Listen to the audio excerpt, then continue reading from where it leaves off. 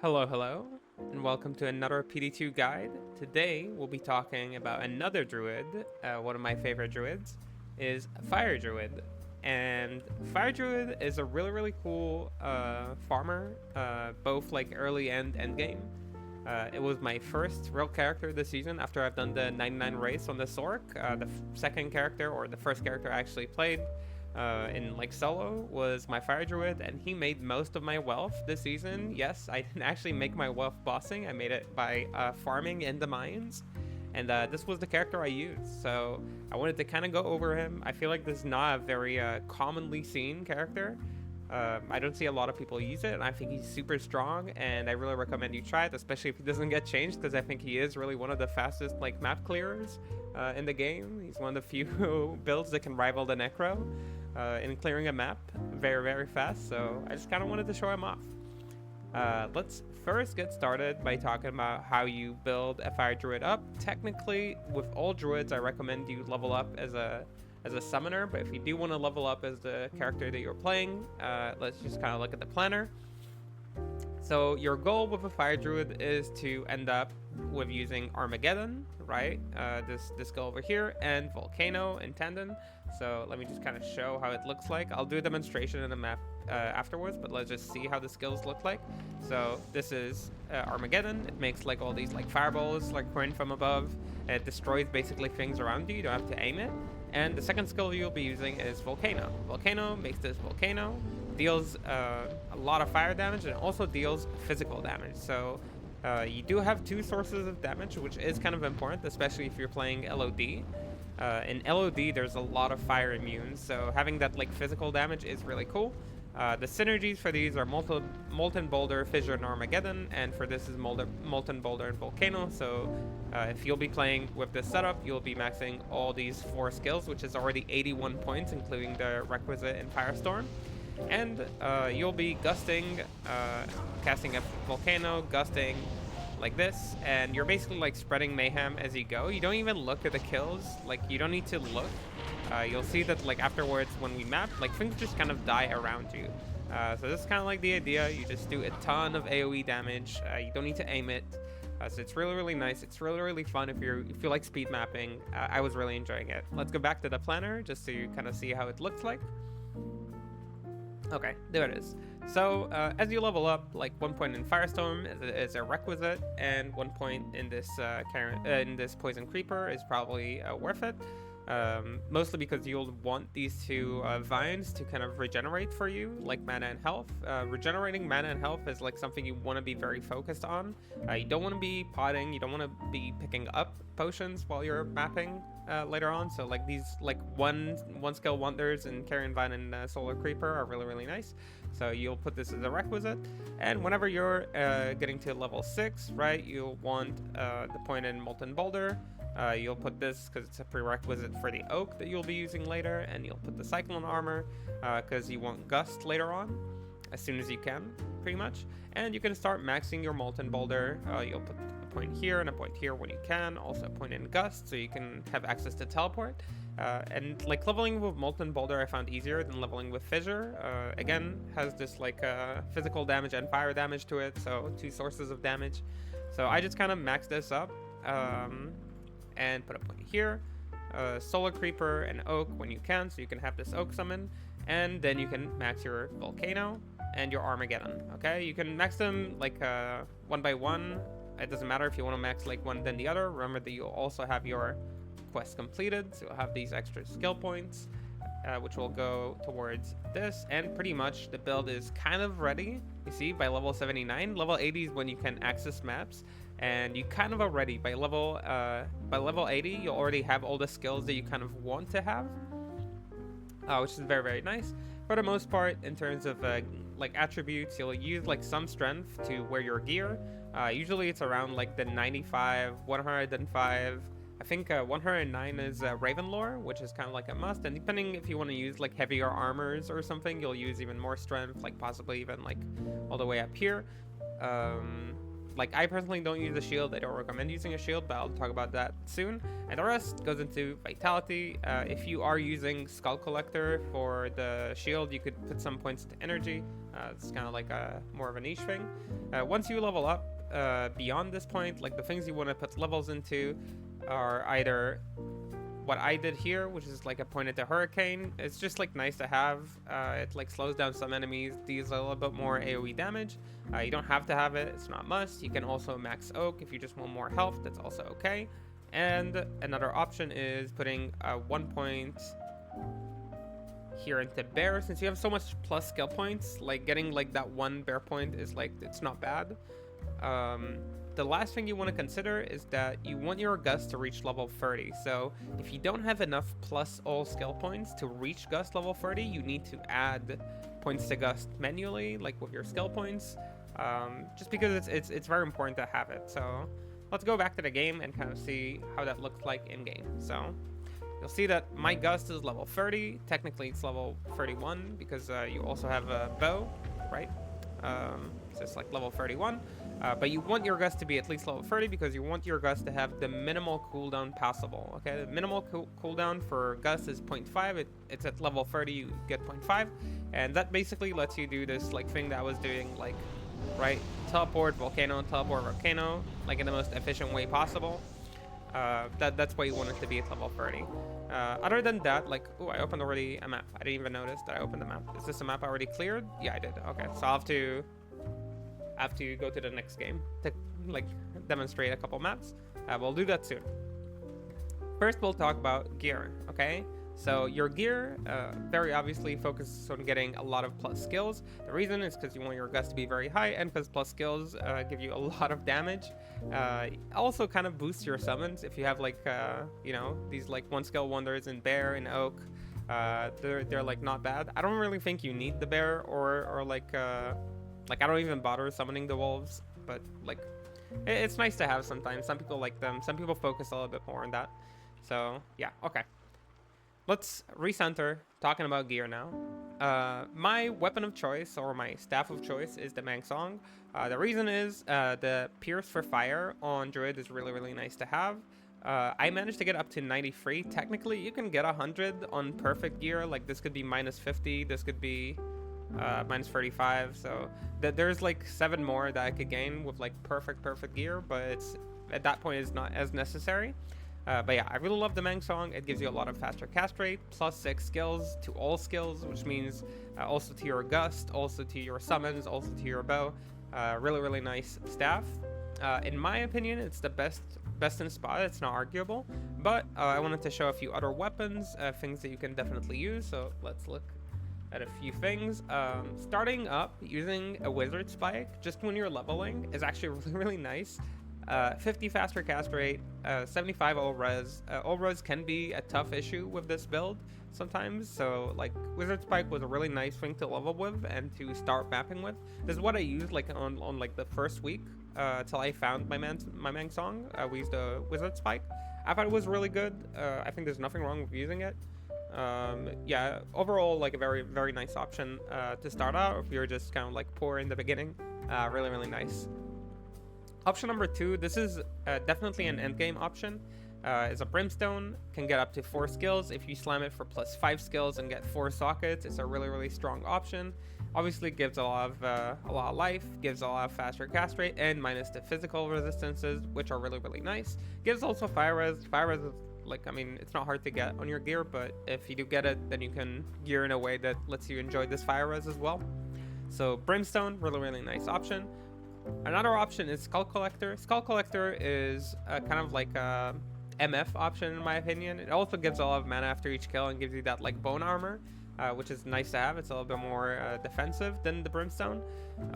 So it is a really nice. It only gives 2 to 3 all skills, so that is kind of like a downside, but all that magic finding could definitely help you early on to, you know, get started, find all your gear, or get rich. So definitely a strong option. I haven't seen a lot of people use it this season, in season 10, but in season 9 a lot of people were using Skull Collector. It's been like in my opinion, it's a great staff to go with. So early on or even late game, great staff.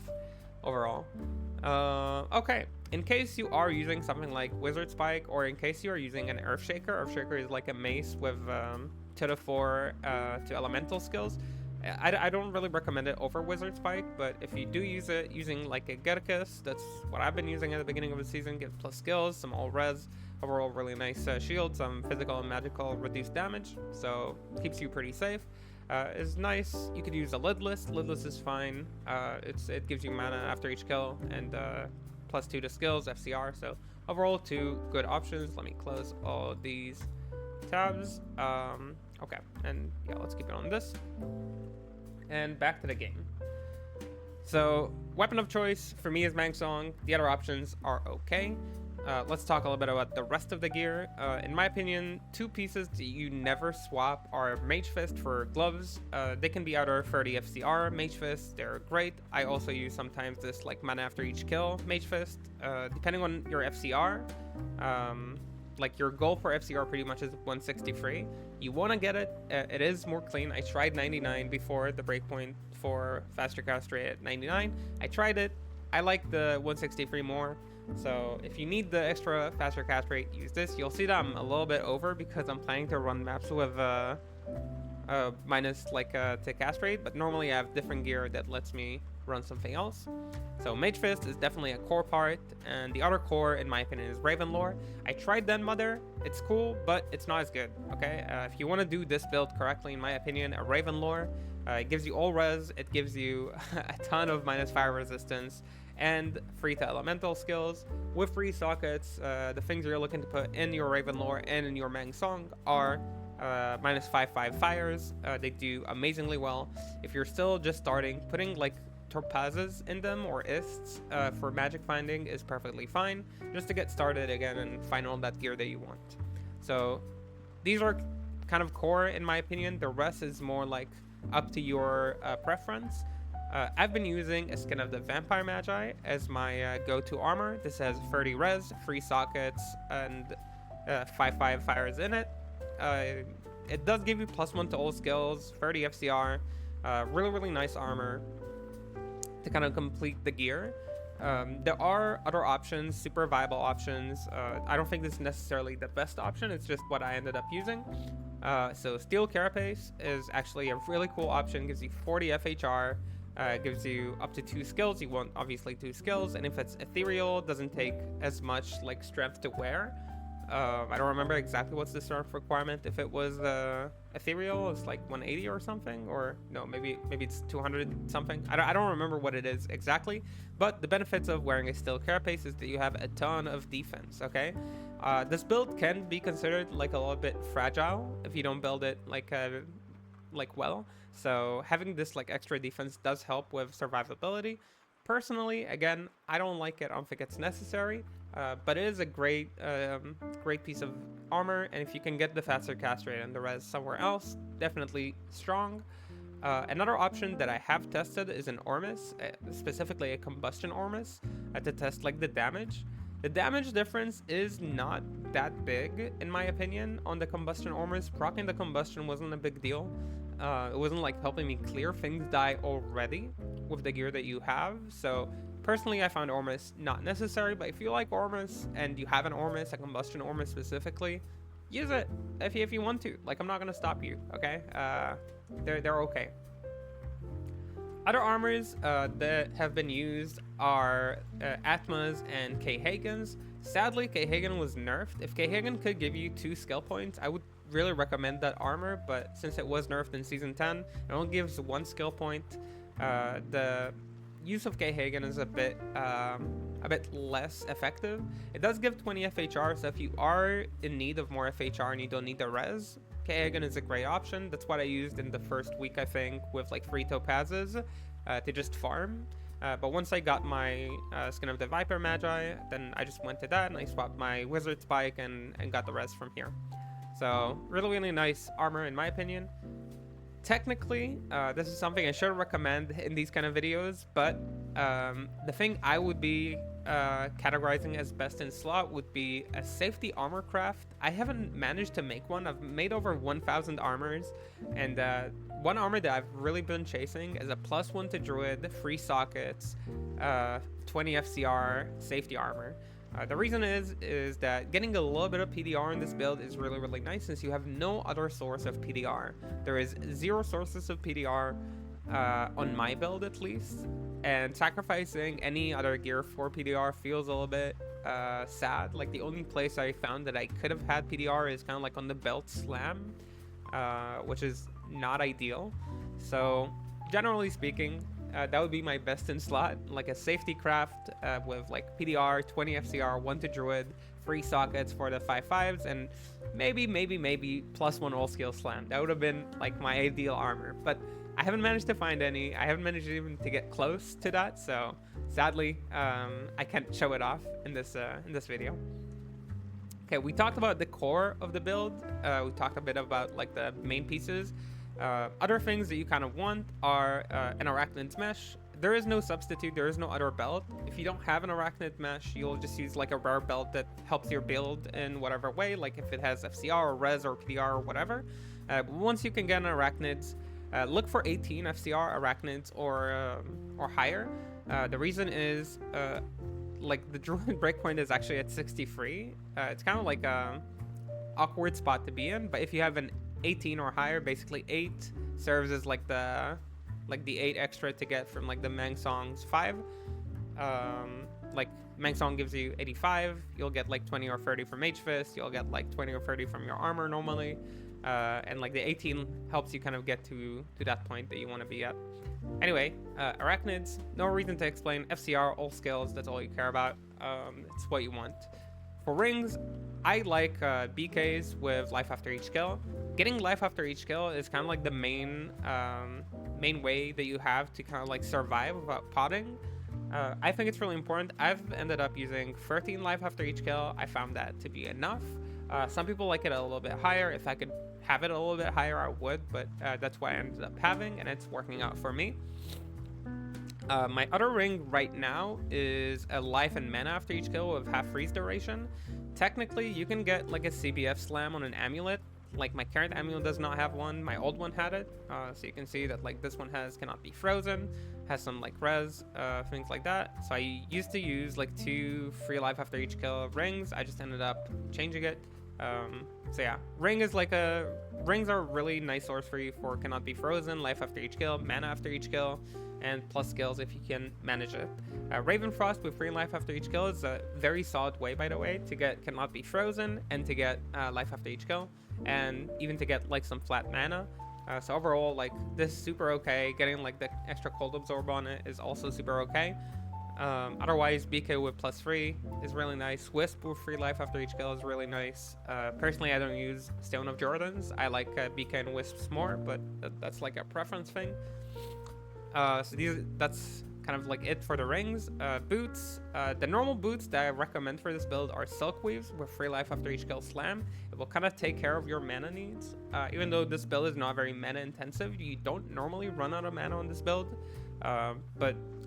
Yeah, Silk Weaves are normally the best way to go, just because it takes care of your regen needs. I personally really like this half freeze duration, life after each kill, dual res boots that I got. They kind of fit my build specifically with the fire and cold resists. You'll see that like my resists are like nicely capped. So I ended up going with this. They match this kind of like poison, life and mana after each kill, HFD ring. So they're kind of like a pair. In another world, I'll just use kind of like this kind of setup, which is also fine. You'll see that like my res went down a bit because I'm built around having these kind of like 2 pieces of armor. Silk Weave is like easier to obtain with this probably, so that's what I recommend. For amulet, okay, and this is the last piece of gear, and then we'll see the charms and we'll start doing some action, okay, because it's been me yapping for like 20 minutes. For the amulet, a blood craft is your go-to.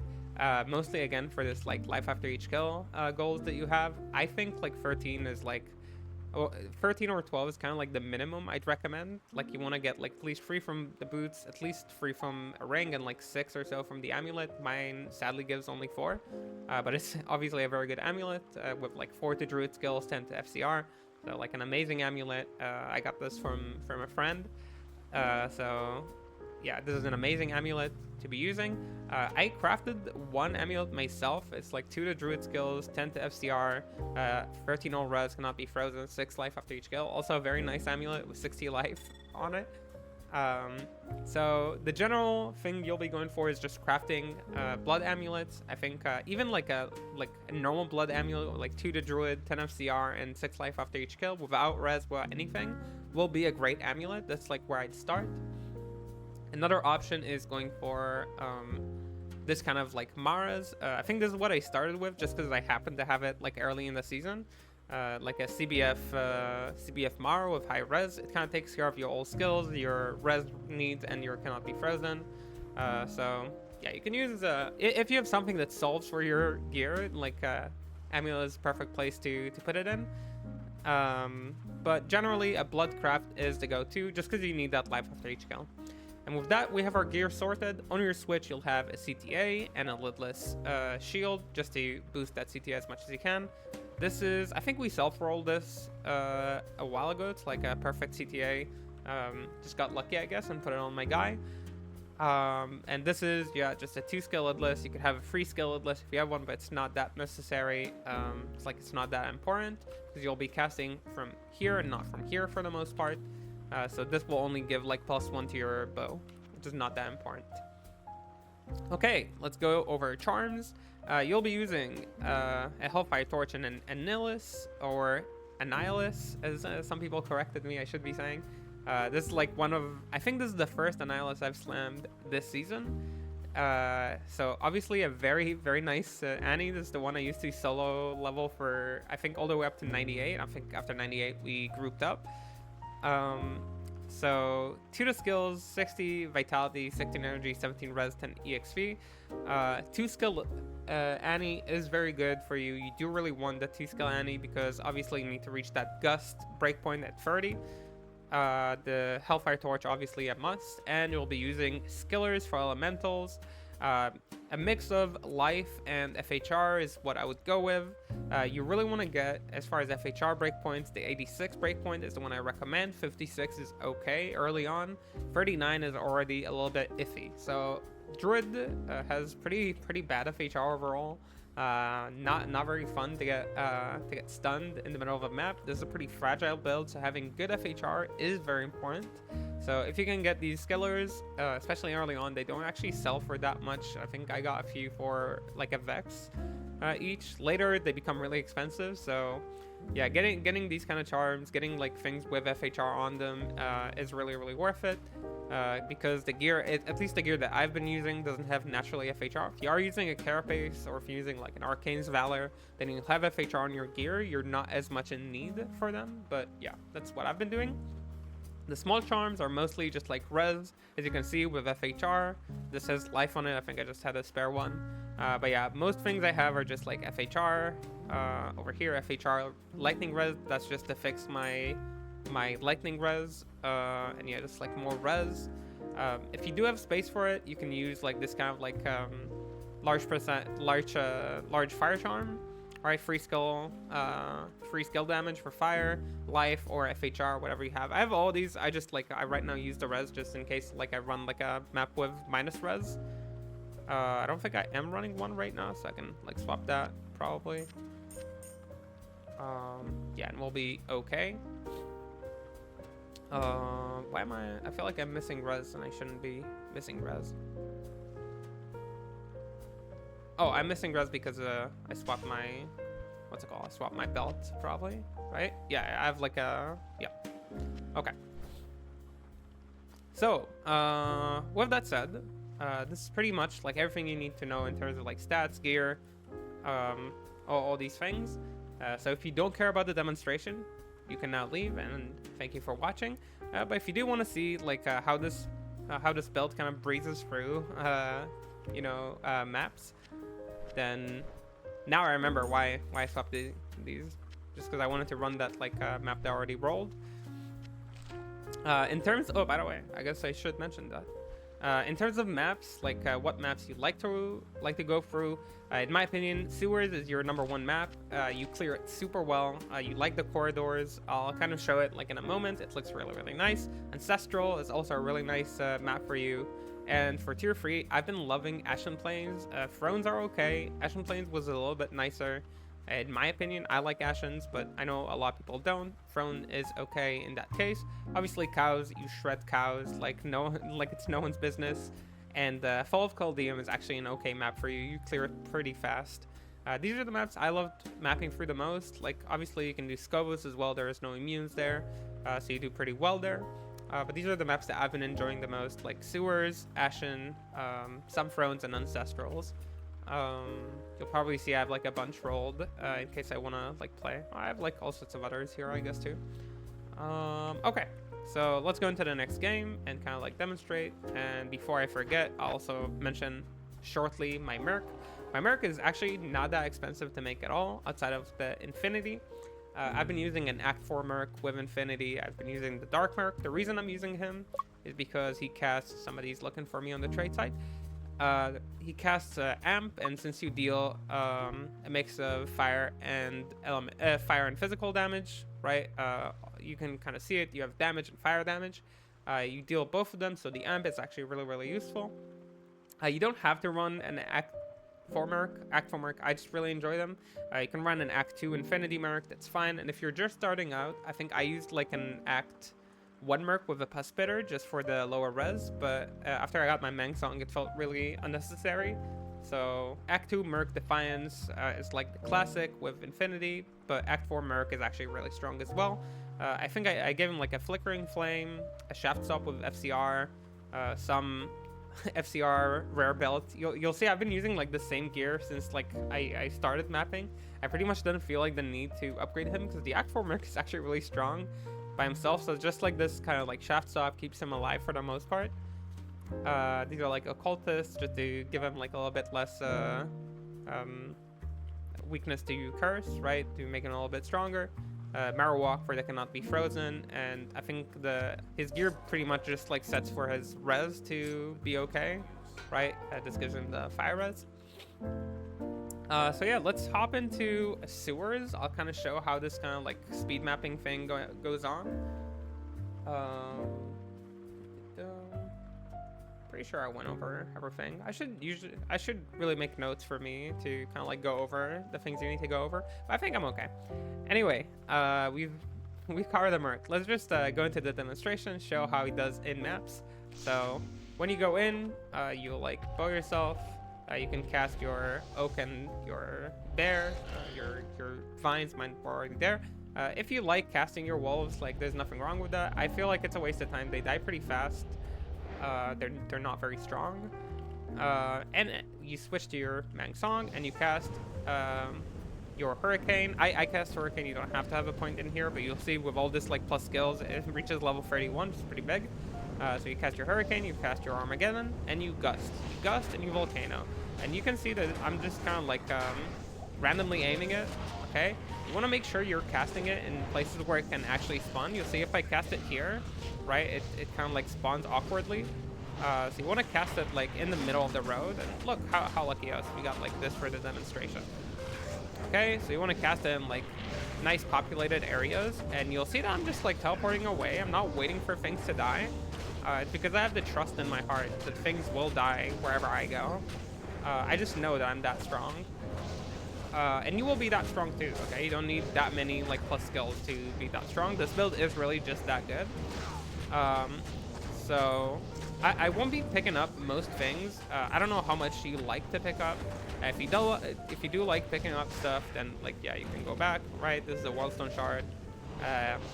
We go back to pick them up.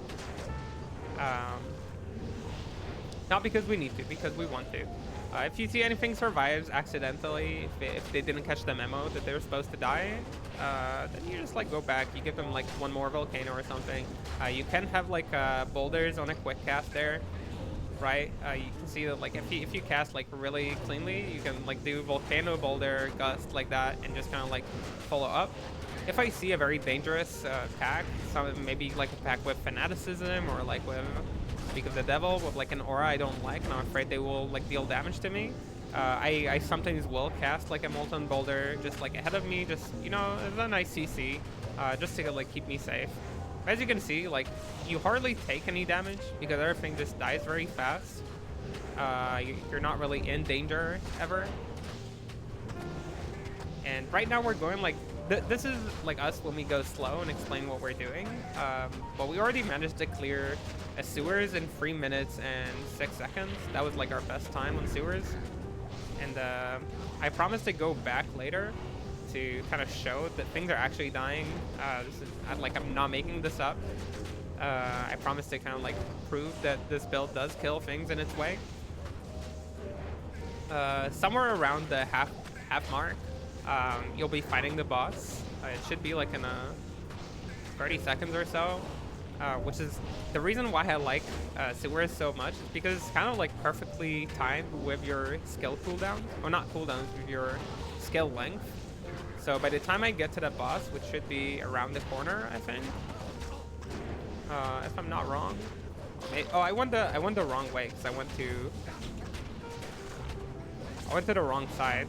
You should go down in this map first, not up. But it's okay, doesn't matter too much. So usually by the time you make it to the boss, if you go fast, will be right around when you're supposed to recast your Hurricane and your what's it called? Wait, did I finish the map already? Damn. This was, okay. I must have skipped the boss and didn't even notice. You know, when you play with this build and you talk at the same time, you can, like, lose focus, I guess. Yeah, okay, so it's over. So as you can see, the bow didn't run out. Like, this was, like, a little bit below 4 minutes. I think 350 or something like that. We've been going pretty slowly. I'll just gust through, I guess, just to show like how many things stay. Like, you'll see like maybe one monster every now and then. But for the most part, like, things just die. Yeah, some things in these corridors, you might miss some things, but it's like usually not worth it to go back and kill them. Here, oh, we had like this little boss pack. Also, obviously, as you could see, I wasn't using any potions. Like, they're just there for visual. You don't really use potions unless something really big hurts you. And yeah, that's how I basically farmed my wealth in like the first like 2 weeks. I just been going around killing packs. Yeah, sometimes in these corridors you will miss them, and this is why I really like Ashen. Like, I'll show Ashen in a moment. It's a bit more dangerous map, but it's definitely worth it to run. Did I actually miss the boss? Like, oh, the boss was here, wasn't he? Right? What? Shouldn't there be a boss somewhere? Oh, there he is. He's in the corner. Okay, I didn't see him. That's my bad. So yeah, for the boss, like, you can like use that time to recast, use like Molten Boulders and Volcanoes in tandem. And that's kind of like how you kill the boss. Okay, we'll pick up a jewel, pick up an M, and go to the next game and show a tier 3 map as well. Sewers is like the main place I like to farm, but like using like an Ashen is like nothing wrong with it. Okay, so we bow, we do these, you can resummon your guide if you want to, and we start teleporting. And in Ashen there are like a bunch of ways that you can clear if you'd like to. Wait, am I using the right gear, by the way? Wait, give me a moment. I just realized I need my mana after each kill.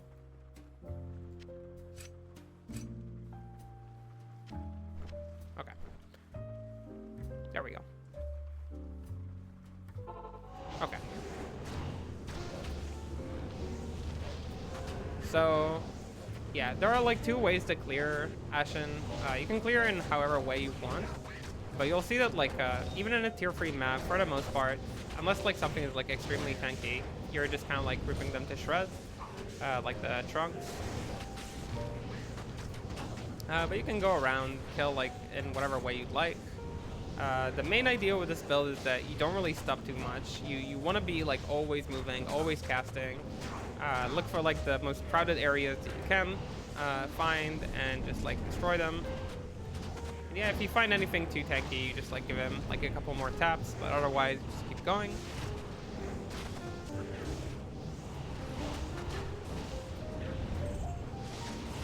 And yeah, well, this is like a little bit more clicky kind of build compared to a summon build, right? Like a summon druid, I think that's what most people like to farm maps with on druid. It's like a little bit more clicky even than the, what's it called? The cold druid, like the, I forget the name, the ice blast one. So it does require to click more, but it's like very nice, very active build. I was really enjoying it. I think we played like hours non-stop on this build early on, just because of how much fun I was having running it. Yeah, and you'll see, like, if I see these kind of like might auras or like fanaticism auras, like I might like stop teleporting for like a moment just to make sure I take care of it. You don't want to get caught in like a nasty aura combination. Again, you do not have PDR. You are not that tanky. You'll see that, like, for the most part, I just see like my life go down and goes back up once you kill some stuff.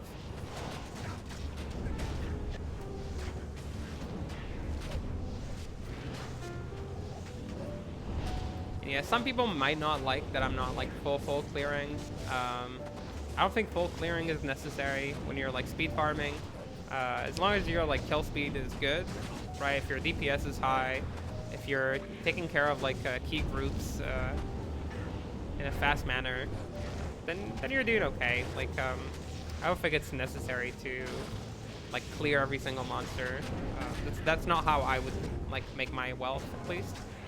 But it's all up to preference. Everybody has their preference. It's not like a criticism. Yeah, so as you can see, tier 3 map, tier 1 map, like I think like plus maximum life, all these things, they like pretty much, like they don't matter. You shred those things in your way. If things like cross your way, you can kill bosses if you'd like there's no problem killing bosses. You'll see like my HP just like slowly regenerates itself. Just the more you kill, the more you regenerate. Right, here's Bork. And I'm a big Bork hater, so I make sure to always kill Bork. Yeah, you can see Bork is like the only thing that can make you pot, pretty much. And just like we said before, like I don't know why I picked this up. Just like we said before, the only thing that kind of like makes you pot is bosses, like if you like face tank them or something. And the Merc, as you can see, doesn't die. He doesn't really like require any like expensive gear outside of like the Infinity. He doesn't need any special base for it. It's just like whatever like staff that you've got. It's not die. I just wanted to show it. Just whatever staff you got with like high FCR is what you're going with. Just because you want him to be able to get like 125. That's his breakpoint for casting fast. And yeah, that's pretty much it. Like this build is like not very difficult to play. As you can see, you just kind of like, you look for a group, you cast a volcano on them, you teleport wherever it's safe. Try not to teleport like into things that may kill you. And yeah, and you pretty much clear stuff that way. I'm not sure if everything is like fully cleared. I will like have a small look into the other side of the map. I'm pretty sure I left like some packs like running, but for the most part, like things should be pretty clear. Actually, probably this area is like not that clear. But yeah, this too. That was I think about like 4 minutes or so in the map, including killing the boss this time. You can kill more, of course, if you'd like to.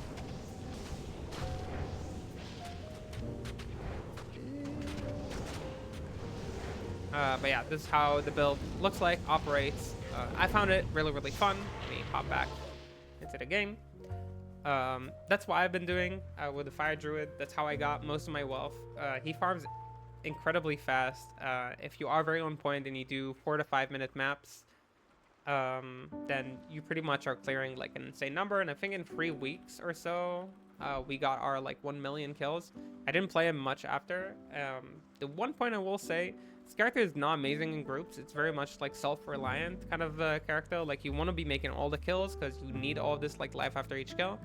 in groups, you don't do as much damage, you don't do as much like as much kills, so your recovery is also kind of low, so you can't like teleport aggressively that way, and it pretty much takes away from the point of the build. So very much a solo type build for people who enjoy solo play and speed mapping. I really recommend this build. I managed to do some pretty fast like records on like all the maps that I've been doing, like sub 5 tier 3s, sub 4 tier 1s, and sub 4 tier 2s. So I really recommend it. Give it a try if you'd like to this season or next season, if it's too late for this season. Again, gear, a lot of it is very accessible, not very expensive, or even like self-craftable.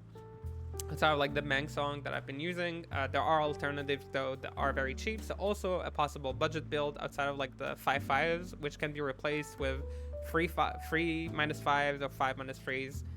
The Pierce is more important in the beginning for damage, so it's even more cheap than what other builds are normally at that point. So yeah, that's what I've been doing. I really recommend you try this build. I think it's really, really fun. If you have any questions, ideas, ways to improve, or questions on how to make like a budget option or other types of gear that you'd like to try, feel free to ask in the comments, or just write, wow, cool build, awesome. We'll be doing this in season 11, heart in the comment section. Otherwise, you can catch me on the Twitch, on my Twitch channel, to see me playing these builds and finding amazing loot. And until the next guide, which will probably be the Warcry Barb guide, I'll see you then. Finally, a non-druid will be the next one, surely. Alright, bye-bye for now, and I'll see you around on the next one.